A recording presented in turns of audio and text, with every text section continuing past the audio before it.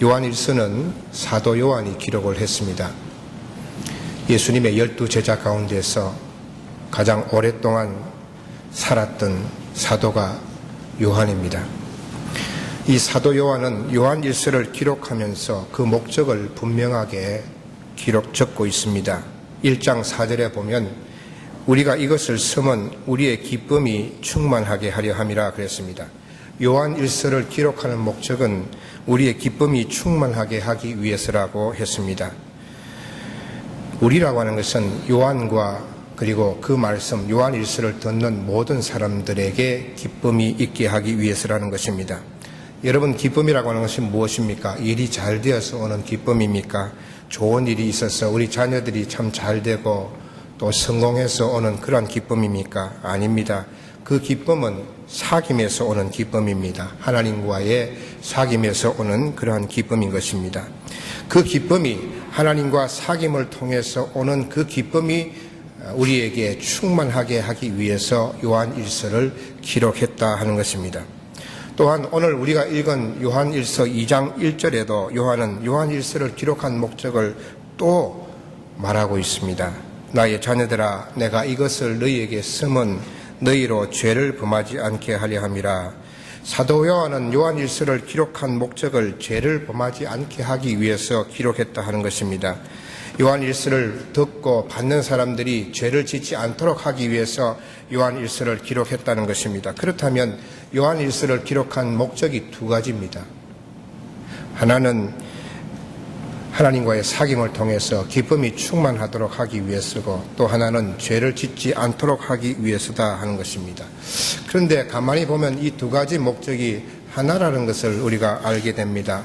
죄가 있으면 하나님과의 사귐이 이루어질 수가 없습니다.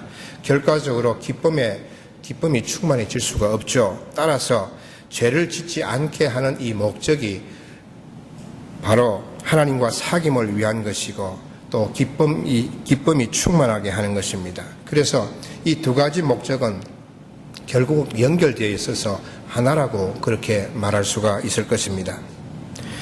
여러분, 사도 요한은 믿는 자들이 죄를 범하지 않기를 원했지만 그렇게 할 수 있습니까? 사람이 죄를 범하지 않고 살 수 있겠습니까? 오래전에 제가 우크라이나를 방문한 적이 있습니다. 선교지를 방문한 것이죠. 우크라이나가 소련 연방에서 독립된 지 얼마 되지 않은 그런 상황이었습니다. 아직도 그 정권을 공산당들이 잡고 있었던 그러한 시절, 수도 키예프에서 선교하는 선교사님과 함께 동역하는 현지 전도사님과 함께 그의 시골집을 방문한 적이 있습니다. 차를 타고 몇 시간을 달려서 도착한 그의 시골집에는 아버님과 그의 형님이 농사를 짓고 있었습니다. 상당히 땅은 넓었지만 가난한 그러한 집이었습니다. 점심때가 돼서 빵을 내놓는데 그때 처음으로 제가 베글이라고 하는 빵을 보았습니다. 1990년도 중반이니까요. 미국에 오기 전에 베글을 봤는데 베글이 조그마한 것도 있고 이따만한 것도 있더라고요. 그래서 이따만한 거를 제가 베글을 거기서 집에 가져왔는데 집에 가져오니까 다 곰팡이 썰어 버린 적이 있습니다. 굳이 가져가라고 그러더라고요. 그래서 비행기에다 싣고 그래 가져온 기억이 납니다. 그때 베글을 먹었습니다. 그게 여러분 베글에 보면 종류가 다양한데 뭔가 새카맣게 묻은 그게 뭡니까? 그게 있죠. 그걸 주더라고요. 그래서 이게 뭔가 그래서 맛있다고 그래서 제가 잘라가지고 구워서 그렇게 먹은 기억이 납니다. 참 아버님이 그 전도사님의 아버님이 80이 넘으셨는데 자기는 그 2차 세계대전 참전 용사라는 겁니다. 그래서 그 벽에다가 사진을 붙여놨는데 자기가 군인으로서 그렇게 군복을 입고 있는 사진을 그렇게 붙여놓고 저게 접니다라고 이야기하는 것을 들었습니다. 참 착하고 너무나 때가 묻지 않는 순박한 분이셨습니다. 여러 가지 이야기를 나누면서 하시는 말이 자기는 죄인이라는 것입니다. 사람들이 별로 없는 한적한 시골 마을에서 무슨 죄를 그렇게 많이 지었길래 자기 자신을 죄인이라고 할까? 그러자 그 아들 전도사님이 아버님이 얼마 전에 예수님을 영접하고 나서 자신은 죄인이라는 말을 자주 한다는 것입니다. 여러분, 외딴 사람과의 접촉이 거의 없는 곳에 사는 사람이라 하더라도 죄를 범하는 죄인입니다. 아무도 나는 죄를 짓지 않는다고 말할 수 있는 사람은 사실 이 세상에 없습니다. 1장 8절에 보면 요한일서 만일 죄가 없다고 말하면 스스로 속이고 그랬습니다. 죄가 없다고 하는 것은 자기 자신을 속인다는 말입니다. 거짓말하는 것입니다. 죄 없는 사람이 이 세상에는 한 사람도 없기 때문입니다. 죄인이다 하면 부담스러운 분도 있을 수 있습니다. 뭐 내가 짜다리 죄를 지었다고 죄인이라고 하느냐. 예? 교회 처음 오시는 분들이 제일 먼저 부딪히는 것이 뭐냐면은 죄인이랑 내가 죄인입니다. 설교 시간에 끊임없이 죄인이다. 내가 뭐 죄를 지은 적도 별로 없는 것 같은데 죄인이라. 그게 가장 부담스러워 하는 것입니다. 예수를 영접하고 나서 바울은 복음을 위해서 자신의 몸을 던졌습니다. 헌신했습니다. 결혼도 하지 않고 자비량으로 복음을 전했습니다. 너무나 열심히 복음을 전했죠. 하나님의 일을 하는데 무슨 죄를 많이 지었을까 생각할 수 있습니다. 그러나 바울은 자기 자신을 늘 죄인이라고 고백을 했습니다. 내 자신이 마음으로는 하나님의 법을, 내 육체로는 죄의 법을 섬긴다고 했습니다. 그래서 자기 자신을 나는 공고한 사람이다. 공고한 사람이라는 것은 나는 정말 비참한 사람이라는 뜻입니다. 죄 때문에 나는 정말 비참한 사람이라는 뜻이죠. 주님을 위해서 다른 것 생각하지도 않고 오직 복음을 위해서 살았던 바울이 자신을 향해서 죄인이고 자기는 정말 비참한 그 죄로 인해서 비참한 사람이라고 그렇게 말한 것입니다. 그러면서 그 바울은 자기 자신을 죄인 중에 괴수라고 그랬습니다. 나는 죄인 중에 최고 두목이야. 그렇게 고백했습니다. 잘 이해가 안 됩니다. 회심한 후에 복음을 위해서 한 길을 달려온 바울이요 누구보다도 열심히 충성스럽게 죽으면 죽으리이다 하며 헌신했습니다. 그런 그가 나는 죄인 중에 괴수입니다. 상식적으로 생각하면 그는 의인 중에 의인이죠. 그렇게 말해도 될 법합니다. 그런데 그는 죄인 중에 괴수라. 왜일까요? 왜 그렇게 할까요? 하나님께 가까이 가면 갈수록 죄인임을 더 자각하게 되고 은혜를 입으면 입을수록 내가 죄인임을 고백하게 되기 때문입니다. 은혜를 받으면 받을수록 내 신앙이 깊어지면 깊어질수록 자기 자신에게는 의로움이 하나도 없음을 발견하게 되는 것입니다. 여러분, 우리는 죄인입니다. 제가 이름이 조인목인데 저 필라에 사는 어떤 목사님이 총회에서 만나면 저보고 항상 쪼인목이라고 그럽니다. 조인목이라 안 하고 쪼인목 그렇게 말합니다. 그래서 농으로 좀 재미있게 하는데 목사님은 하나님 앞에 목이 쪼였어. 목이 붙잡힌 사람이야. 그렇게 해서 저를 항상 쪼인목 그럽니다. 근데 제가 이름에 보면 제가 참 인목이라는 이름을 제가 5년 만에 낳은 아들이기 때문에 할아버지가 얼마나 귀여워하셨던지 이름을 지어준 좋은 이름이 아닙니까? 근데 가만히 보면 제가 조인목인데 조자에다가 이자만 붙이면 죄인입니다. 죄인목이에요. 그래서 제가 이름을 늘 생각하면서 나는 죄인이구나. 나는 죄인목이구나 하는 생각을 늘 그렇게 합니다. 여러분, 우리는 죄인입니다. 그러면서도 우리가 살아갈 수 있는 것은 하나님께서 죄인인 우리들을 사랑하시기 때문입니다. 그게 이 기적입니다. 하나님이 의인을 사랑하시는 것이 아니고 죄인인 우리들을 사랑하신다는 것이죠. 그리고 하나님께서는 우리에게 죄에서 자유케 하는 길을 열어주셨기 때문입니다. 그래서 우리가 지금 살아있는 거예요. 우리가 그래도 떳떳하게 주님 앞에 나올 수 있는 바로 그 이유가 바로 거기에 있습니다. 오늘 본문 1절 중간에 보면 누가 죄를 범하여도 아버지 앞에서 우리에게 대언자가 있으니 의로우신 예수 그리스도라. 2절에 보면 그는 우리 죄를 위한 화목 제물이니 그랬습니다. 예수님은 하나님과 우리가 화해할 수 있도록, 화목할 수 있도록 우리를 변호해 주십니다. 변호사였어요. 우리 죄를 변호해 주시는 로이어입니다. 로이어. 영적인 로이어가 예수 그리스도세요. 그리고 우리 죄를 위해서 화목 제물이 되셨습니다. 그가 찔림은 우리의 허물 때문이에요. 그가 상함은 우리의 죄악 때문이라. 그가 징계를 받음으로 우리가 평안을 누리고, 그가 채찍의 마음으로 우리가 나음을 입었도다. 우리는 다 양 같아서 그릇 행하여 각기 제 길로 갔거늘 여호와께서 우리 모두의 죄악을 그에게 담당시키셨도다. 만일 우리가 우리 죄를 자백하면 그는 미쁘시고 의로우사 우리 죄를 사하시며, 그러므로 우리가 죄인이지만 우리 죄를 자백하면 예수님께서 우리 죄를 사하여 주시는 것입니다. 예수님께서 흘리신 보혈이 우리의 죄를 깨끗하게 치유하시고 지워주시는 것입니다. 씻어주시는 것입니다. 여러분, 죄를 범하는 것보다 더 심각한 것이 무엇인 줄 아십니까? 회개하지 않는 것입니다. 죄인임을 인정하지 않고 죄를 회개하지 않는 것이 더 심각하고 위험한 것입니다. 여러분, 소돔과 고모라 보면 멸망했지 않았습니까? 요나서 선지자가 활동할 때 멸망할 위기에 놓여 있는 니느웨 성하고 소돔과 고모라의 차이가 무엇입니까? 두 성읍이 다 큰 죄를 지었습니다.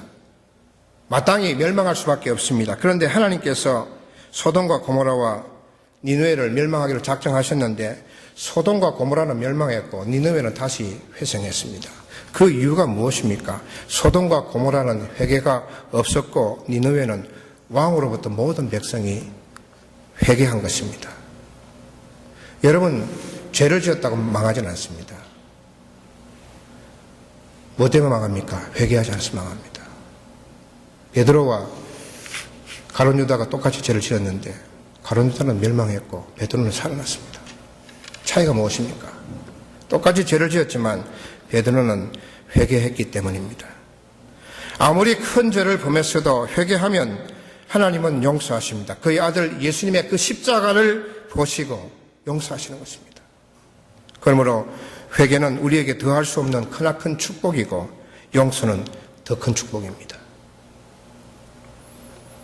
우리가 죄인이지만 회개가 있고 주의 보혈이 있기에 하나님의 용서가 있기에 우리는 살아갈 수 있고 그리고 하나님과 교제할 수가 있는 것입니다. 하나님과의 그 사귐을 끊임없이 죄가 막아서지만 우리가 회개하면 하나님과 사귐이 다시 재개되는 것입니다. 사랑하는 성도 여러분, 우리는 죄를 범하지만 회개하십시오. 예수님의 보혈을 믿으십시오. 그래서 늘 죄 씻음을 받아서 하나님과 변함없이 교제하시는 여러분 되시기를 바랍니다. 오늘 읽은 3절에 보면 안다라고 하는 단어가 나옵니다.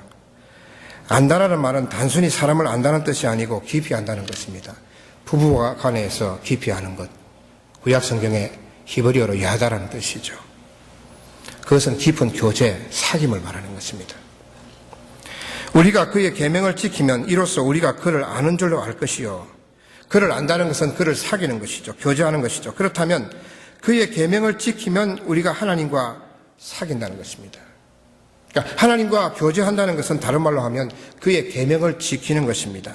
4절에 보면 그를 아노라 하고 그의 계명을 지키지 아니하는 자는 거짓말하는 자요. 하나님과 교제한다고 하면서 하나님의 계명을 지키지 아니하는 자는 거짓말하는 자라는 말씀입니다. 우리가 하나님과 사귄다고 한다면 하나님께서 우리에게 지키라고 주신 이 신구약의 말씀을, 이 계명을 지키는 것입니다. 지키지 않으면, 하나님의 말씀을 지켜 행하지 않으면 하나님과의 교제가 단절되어 버리는 것입니다. 5절에 보면 그의 안에 있다, 6절에 그의 안에 산다, 이 다 하나님의 교제를 말하는 것입니다. 5절에 보면 누구든지 그의 말씀을 지키는 자는 하나님의 사랑이 참으로 그 속에 온전하게 되었나니 이로써 우리가 그의 안에 있는 줄 아노라. 하나님의 말씀을 지킬 때에 우리가 그 안에 있는 것입니다. 그 안에 있다는 것은 그와 교제한다는 것입니다. 그와 사귄다는 것입니다. 6절에 보면 그의 안에 산다고 하는 자는 그가 행하시는 대로 자기도 행할지니라. 하나님이 행하시는 실천하는 대로 하나님께서 우리에게 주신 말씀대로 지키는 것입니다. 여러분, 하나님과 교제하기 위해서는 죄를 범하지 않아야 하고 죄를 범했으면 회개하는 것입니다. 그리고 하나님과 교제하기 위해서는 하나님의 계명을 지키는 것입니다. 지킨다는 것, 행한다는 것이 중요합니다. 아무리 계명을 사랑하고 하나님의 말씀을 사랑하고 계명에 대해서 많이 들어도 지키지 않으면 소용없습니다. 야고보서 4장 17절에 보면 사람이 선을 행할 줄 알고도 지키지 않으면 행하지 아니하면 죄라고 그랬습니다. 우리가 하나님 말씀을 듣습니다. 설교를 듣고 하나님 말씀 음성을 듣고 성경을 읽고 하지만 그대로 살지 않으면 그것이 죄가 되는 것이죠.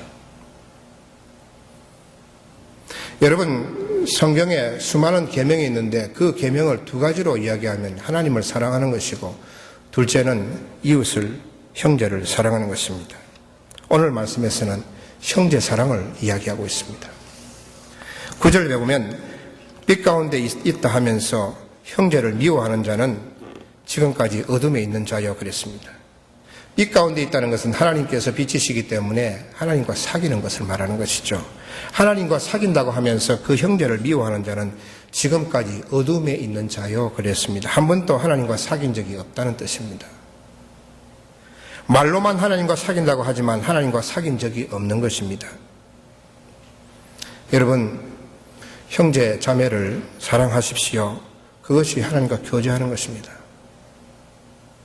형제를 미워하면 하나님과의 그 관계는 끊어집니다. 교제는 끊어집니다.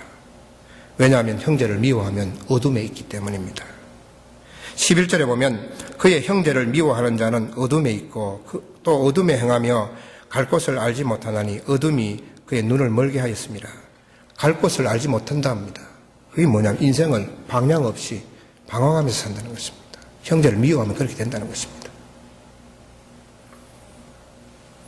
여러분, 우리의 형제가 누굽니까? 우리 자매가 누굽니까? 우리 가까이 있습니다. 우리 근처에 있습니다. 우리 옆에 있습니다. 학자요, 정치가요, 목사요, 1993년부터 1997년까지 한국의 주한 미국 대사였던, 여러분 기억하실 겁니다. 제임스 레이니. 그분이 목사님인데 미국 대사 임기를 마치고 귀국해서 에모리 대학의 교수가 되었습니다. 그래서 그가 집에서 에모리 대학에 항상 차를 타고 가는 것이 아니고 걸어서 갔습니다. 건강을 위해서. 그래서 건강을 위해서 매일 출퇴근하던 어느 날 쓸쓸하게 혼자 앉아있는 노인을 만났습니다.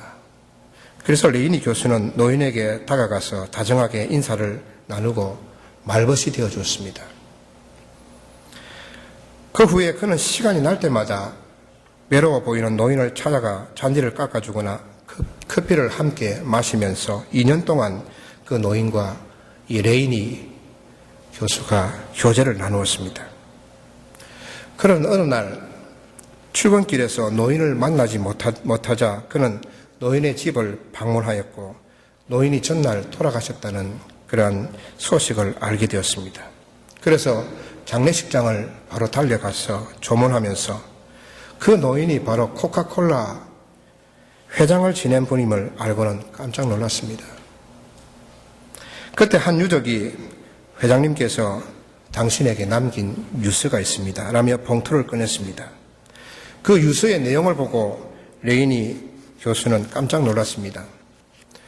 이렇게 적혀 있었습니다. 2년여 동안 내 집 앞을 지나면서 나의 말벗이 되어 주고 우리 집들의 잔디도 함께 깎아주며 커피도 나눠 마셨던 나의 친구 레이니, 고마웠어요.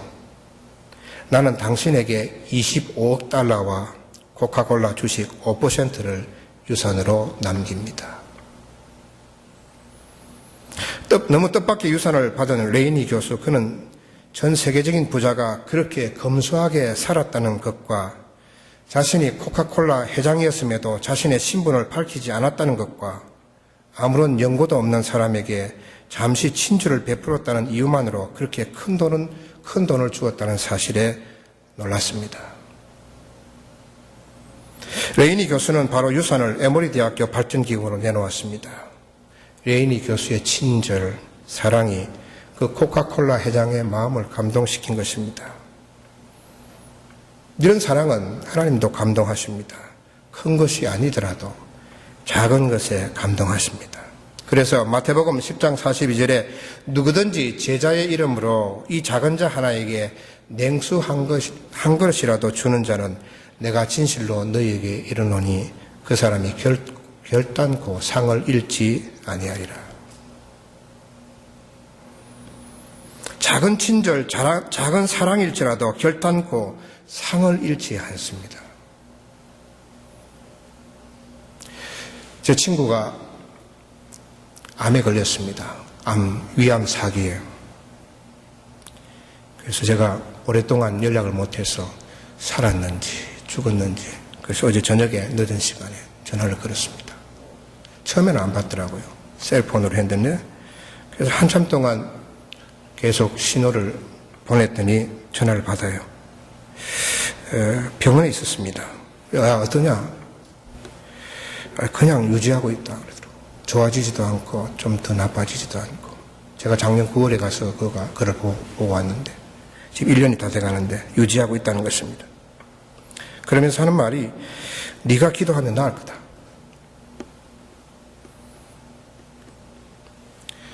그 친구 생각하면서 그랬습니다. 우리가 참 인생이라고 하는 것이 그렇게 길지 않구나. 우리가 사랑할 날이 그렇게 길지 않구나. 많이 남아있지 않구나. 그런 생각을 했습니다. 여러분, 우리 생은요, 얼마 남지 않았어요. 예. 금세 우리는 죽음을 맞이하게 됩니다. 그래서 우리는 사랑하며 살아야 됩니다. 너무 짧은 인생이기 때문에 미워할 시간이 없어요. 여러분, 사랑하며 사시기를 바랍니다. 형제 사랑을 가로막는 것은 자기 중심주의입니다. 이기주의입니다. 디모데후서 3장에 보면 말세의 징조를 말하고 있습니다. 사람들이 자기를 사랑하며 돈을 사랑하며 자랑하며 교만하며 비방하며 부모를 거역하며 감사하지 아니하며 거룩하지 아니하며 무정하며 원통을 풀지 아니하며 모함하며 절제하지 못하며 싸나우며 선한 것을 좋아하지 아니하며 배신하며 조급하며 자만하며 쾌락을 사랑하기를 하나님 사랑하는 것보다 더하며. 이게 말세의 징조라고 합니다. 말세의 징조 중에 제일 먼저 나오는 것이 뭡니까? 자기를 사랑하며.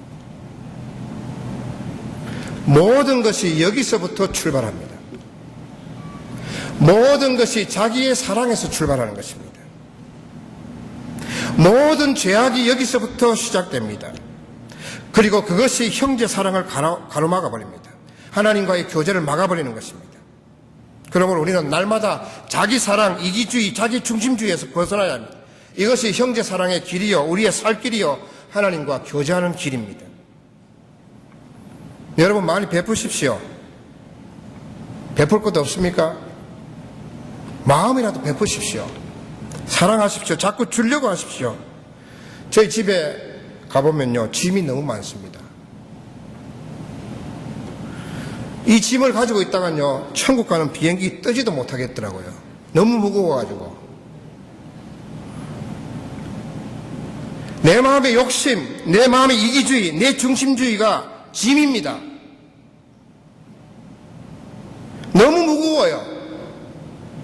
그래서 뜨지도 못하는 겁니다. 버려야 합니다. 내려놓아야 합니다. 나누어야 합니다. 그래야 내 짐이 가벼워집니다. 여러분, 우리가 예수님의 그 십자가로 인해서 우리가 받은 가장 큰 축복이 무엇인 줄 아십니까? 하나님을 얻은 거예요. 하나님 자신이에요. 하나님은 우리에게 자기 자신을 주시기를 원하셨습니다. 그래서 임마누엘입니다. 누가복음에 보면 구하는 자에게 성령을 주시지 않겠느냐. 성령이 하나님이세요. 가장 좋은 것이 성령이신데 그분이 하나님이십니다.